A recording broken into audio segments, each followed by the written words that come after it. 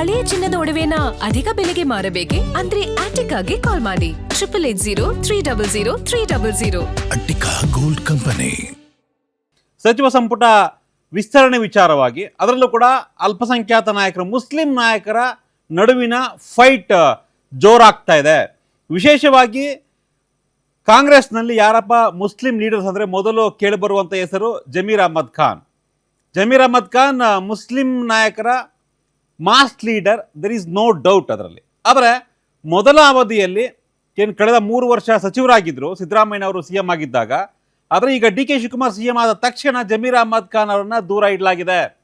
ಅವರಿಗೆ ಮೊದಲ ಹಂತದ ಏನು ಸಚಿವ ಸಂಪುಟ ವಿಸ್ತರಣೆ ಆಯಿತು, ಅದರಲ್ಲಿ ಜಮೀರ್ ಅಹ್ಮದ್ ಖಾನ್ಗೆ ಅವಕಾಶ ಕೊಡಲಿಲ್ಲ. ಅದಕ್ಕೆ ಸಾಕಷ್ಟು ಕಾರಣಗಳಿದ್ದಾವೆ. ಈ ನಡುವೆ ಎರಡನೇ ಹಂತ ಇನ್ನೇನು ಕೆಲವೇ ದಿನಗಳಲ್ಲಿ ಆಗಬಹುದು ಸಚಿವ ಸಂಪುಟ ವಿಸ್ತರಣೆ. ಆದರೆ ಈ ಒಂದು ಎರಡನೇ ಹಂತದ ಅವಧಿಯಲ್ಲೂ ಕೂಡ ಜಮೀರ್ ಅಹ್ಮದ್ ಖಾನ್ಗೆ ಅವಕಾಶ ಸಿಗುತ್ತಾ ಸಿಗಲ್ವಾ, ಜಮೀರ್ ಅಹ್ಮದ್ ಖಾನ್ ಸಚಿವರು ಆಗ್ತಾರಾ ಆಗಲ್ವಾ ಅನ್ನೋ ಒಂದು ಚರ್ಚೆ ಸಾಕಷ್ಟು ದೊಡ್ಡ ಮಟ್ಟದಲ್ಲಿ ಆಗ್ತಾ ಇದೆ. ಈ ನಡುವೆ C M D K Shivakumar ಅವರ ಒಂದು ಮನೆಯಲ್ಲಿ ಒಂದು ಸ್ಪೆಷಲ್ ಮೀಟಿಂಗ್ ಆಗುತ್ತೆ. 14 ಜಿಲ್ಲೆಗಳ ವಿವಿಧ ದರ್ಗಾಗಳ ಮುಖಂಡರು C M D K Shivakumar ಅವರನ್ನ ಭೇಟಿಯಾಗ್ತಾರೆ. ಇದೇ ಸೋಮವಾರ ಅಂದರೆ ನಿನ್ನೆ ಭೇಟಿಯಾಗಿರ್ತಾರೆ. ಈ 14 ಜಿಲ್ಲೆಗಳ ದರ್ಗಾಗಳ ಮುಖ್ಯಸ್ಥರು ಒಂದು ಸ್ಪೆಷಲ್ ಬೇಡಿಕೆಯನ್ನು ಇಟ್ಟಿದ್ದಾರೆ. ಆ ಬೇಡಿಕೆಯನ್ನು ಈಡೇರಿಸ್ತಾರ C M D K Shivakumar. ಒಂದು ವೇಳೆ ಆ ಬೇಡಿಕೆಯನ್ನು ಈಡೇರಿಸಿದ್ರೆ ಜಮೀರ್ ಅಹ್ಮದ್ ಖಾನ್ ಮತ್ತೆ ಸಚಿವ ಸಂಪುಟ ಸೇರೋದಕ್ಕೆ ಕಷ್ಟ ಆಗುತ್ತೆ. ಇಷ್ಟಕ್ಕೂ ಏನದು, ಈ 14 ಜಿಲ್ಲೆಗಳ ಮುಸ್ಲಿಂ ಮುಖಂಡರು, ದರ್ಗಾಗಳ ಮುಸ್ಲಿಂ ಮುಖಂಡರು ಇದ್ದಂಥ ಆ ಬೇಡಿಕೆ ಏನು, ಜಮೀರ್ ಅಹ್ಮದ್ ಖಾನ್ಗೆ ಪೈಪೋಟಿಯಾಗಿರ್ತಕ್ಕಂಥ ಲೀಡರ್ ಯಾರು, ಬನ್ನಿ ನೋಡೋಣ. ಒಂದು ಬ್ರೇಕಿಂಗ್ ಇದೆ.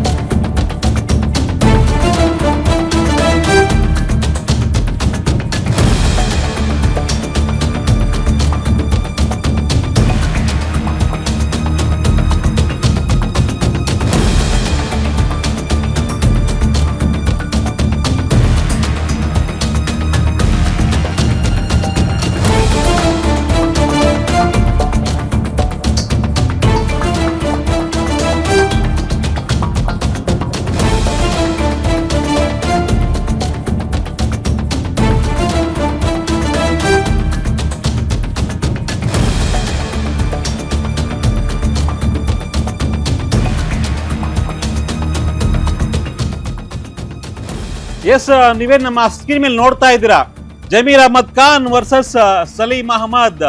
ಸಲೀಂ ಅಹ್ಮದ್ ಕಳೆದ 15 ವರ್ಷದಿಂದ MLC ಆಗಿದ್ದಾರೆ. ಅವರು ಸಚಿವ ಸ್ಥಾನಕ್ಕಾಗಿ ಸಾಕಷ್ಟು ಬಾರಿ ಪ್ರಯತ್ನ ಪಟ್ಟಿದ್ದಾರೆ, ಅದು ಆಗಿರಲಿಲ್ಲ. ಈ ಬಾರಿ ಅವರು ಸಚಿವ ಸ್ಥಾನವನ್ನು ಬಹುಶಃ ಪಡಿಬಹುದು ಅನ್ನೋ ಲೆಕ್ಕಾಚಾರ ಕಾಣಿಸ್ತಾ ಇದೆ. ಅದಕ್ಕೆ ಬಹುಮುಖ್ಯ ಕಾರಣ ನಿನ್ನೆ C M D K Shivakumar ಅವರ ಏನೊಂದು ಸಭೆ ಇತ್ತು. 14 ಜಿಲ್ಲೆಗಳ ದರ್ಗಾಗಳ ಮುಖ್ಯಸ್ಥರು ಬಂದು C M D K Shivakumar ಅವರನ್ನ ಭೇಟಿಯಾಗಿದ್ರು. ಈ ಭೇಟಿ ವೇಳೆ ಅವರು ಒಂದು ಮನವಿಯನ್ನ, ಒಂದು ಬೇಡಿಕೆಯನ್ನ ಇಟ್ಟಿದ್ದಾರೆ. ಸಲೀಂ ಅಹ್ಮದ್ ಖಾನ್ ಅವರಿಗೆ ಸಚಿವ ಸ್ಥಾನ ಕೊಡಬೇಕು ಅನ್ನೋದು ಈ 14 ಜಿಲ್ಲೆಗಳ ಏನು ದರ್ಗಾಗಳ ಮುಖ್ಯಸ್ಥರಿದ್ದಾರೆ ಅವರ ಒಂದು ಬೇಡಿಕೆ. ಸಲೀಂ ಅಹ್ಮದ್ ಅವರನ್ನ ಸಚಿವರನ್ನಾಗಿ ಮಾಡಿ ಅಂತ. ಈಗಾಗಲೇ UT ಖಾದರ್ ಅಲ್ಪಸಂಖ್ಯಾತ ಸಮುದಾಯದಿಂದ ಸಚಿವರಾಗಿದ್ದಾರೆ. ಸಹಜವಾಗಿಯೇ ಕರ್ನಾಟಕದಲ್ಲಿ ಯಾವುದೇ ಸರ್ಕಾರ ಬಂದರೂ ಕೂಡ ಒಬ್ಬರೋ ಇಬ್ಬರು ಮಾತ್ರ ಮುಸ್ಲಿಂ ಸಚಿವರು ಇರ್ತಾರೆ. ಕಳೆದ ಬಾರಿ ರಹೀಂ ಖಾನ್ ಇದ್ರು, ಜಮೀರ್ ಅಹ್ಮದ್ ಖಾನ್ ಇದ್ರು ಸಿದ್ದರಾಮಯ್ಯ ಅವಧಿಯಲ್ಲಿ. ಈಗ UT ಖಾದರ್ ಇದ್ದಾರೆ. ಬಹುಶಃ ಇನ್ನೊಬ್ಬರನ್ನ ಮಾಡಬಹುದು ಅನ್ನೋ ಲೆಕ್ಕಾಚಾರ ಇದೆ. ಇನ್ನು ಇಬ್ಬರು ಮಾಡ್ತಾರೋ ಗೊತ್ತಿಲ್ಲ, ಬಟ್ ಒಬ್ಬರಂತೂ ಮಾಡೇ ಮಾಡ್ತಾರೆ. ಯಾರು ಮಾಡಬೇಕು ಅನ್ನೋ ಲೆಕ್ಕಾಚಾರ. ಸೊ ಜಮೀರ್ ಅಹ್ಮದ್ ಖಾನ್ ಅವ್ರನ್ನ ಬೇಡ, ಸಲೀಂ ಅಹ್ಮದ್ ಅವರನ್ನ ಮಾಡಿ ಅನ್ನೋದು ಕೆಲವೊಂದಿಷ್ಟು ಧರ್ಮಗುರುಗಳ ಒತ್ತಾಯ. ಸೊ ಈ ಧರ್ಮಗುರುಗಳಿಗೆ ಡಿ ಕೆ ಶಿವಕುಮಾರ್ ಭರವಸೆಯನ್ನ ಕೊಟ್ಟಿದ್ದಾರೆ. ಏನು ಕೊಟ್ಟಿರ್ಬೋದು ಅನ್ನೋ ಒಂದು ಕುತೂಹಲ ಇದೆ. ಸೊ ಹೀಗಾಗಿ ಸದ್ಯ ಕಾಂಗ್ರೆಸ್ನಲ್ಲಿ ಜಮೀರ್ ಅಹ್ಮದ್ ಖಾನ್ ಮುಸ್ಲಿಂ ಸಮುದಾಯದ ಅತ್ಯಂತ ಪ್ರಮುಖ ನಾಯಕರು ಅನ್ನೋದ್ರಲ್ಲಿ ಡೌಟ್ ಇಲ್ಲ. ಮಾಸ್ ಲೀಡರ್ ಮುಸ್ಲಿಂ ಸಮುದಾಯಕ್ಕೆ ಅನ್ನೋದ್ರಲ್ಲಿ ಡೌಟ್ ಇಲ್ಲ. ಆದರೆ ಅವರೇ ಮಾಡಿಕೊಂಡಂತಹ ಕೆಲವೊಂದಿಷ್ಟು ಎಡವಟ್ಟುಗಳಿಂದ ಅವ್ರಿಗಿವತ್ತು ಸಚಿವ ಸ್ಥಾನ ತಪ್ಪಿದೆ.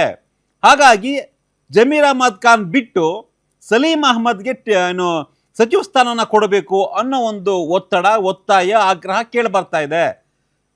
ಈಗ ಜಮೀರ್ ಅಹ್ಮದ್ ಖಾನ್ ದೂರ ಇಟ್ಟು ಸಲೀಂ ಅಹ್ಮದ್ ಮುಸ್ಲಿಂ ನಾಯಕತ್ವವನ್ನು ವಹಿಸ್ತಾರೆ, ಅಂದರೆ ಮುಸ್ಲಿಂ ಸಮುದಾಯದ ಲೀಡರ್ ಆಗಿ ಬೆಳೆಯುವಂತಹ ಸಾಧ್ಯತೆ ಸೃಷ್ಟಿಯಾಗುತ್ತಾ ಅಥವಾ ಸನ್ನಿವೇಶ ಸೃಷ್ಟಿಯಾಗುತ್ತಾ? ಅದಕ್ಕೆ ಕಾರಣ ಏನಂದರೆ, ಸಹಜವಾಗಿಯೇ 14 ಜಿಲ್ಲೆಗಳ ದರ್ಗಾಗಳ ಮುಖಂಡರು CM DK ಶಿವಕುಮಾರನ್ನ ಭೇಟಿಯಾಗಿ ತಮಗೆ ಈ ರೀತಿಯ ನಾಯಕನನ್ನ ಸಚಿವ ಸ್ಥಾನಕ್ಕೆ ಆಯ್ಕೆ ಮಾಡಿ ಅವರನ್ನು ಸಚಿವರನ್ನಾಗಿ ನೇಮಕ ಮಾಡಿ ಅನ್ನೋ ಒಂದು ಬೇಡಿಕೆಯನ್ನು ಇಡ್ತಾರೆ ಅಂದರೆ ಎಲ್ಲೋ ಒಂದು ಕಡೆ ಮಿಸ್ ಹೊಡಿತಾ ಇದೆಯಾ ಆಗಿದ್ರೆ ಅನ್ನೋ ಒಂದು ಲೆಕ್ಕಾಚಾರ ಕೂಡ ಇದೆ. ಆಗಿದ್ರೆ ಏನಿದೆ ಲೆಕ್ಕಾಚಾರ? ಜಮೀರ್ ಅಹಮದ್ ವರ್ಸಸ್ ಸಲೀಂ ಅಹಮದ್, ಯಾರಾಗ್ತಾರೆ ನೆಕ್ಸ್ಟು ಸಚಿವರು? DK ಶಿವಕುಮಾರ್ ಅವರ ಸಂಪುಟದಲ್ಲಿ 2ನೇ ವಿಸ್ತರಣೆ ಏನಾಗುತ್ತೆ, ಸಚಿವ ಸಂಪುಟ ವಿಸ್ತರಣೆ, ಇದರಲ್ಲಿ ಜಮೀರ್ ಅಹಮದ ಅಥವಾ ಸಲೀಂ ಅಹಮದ?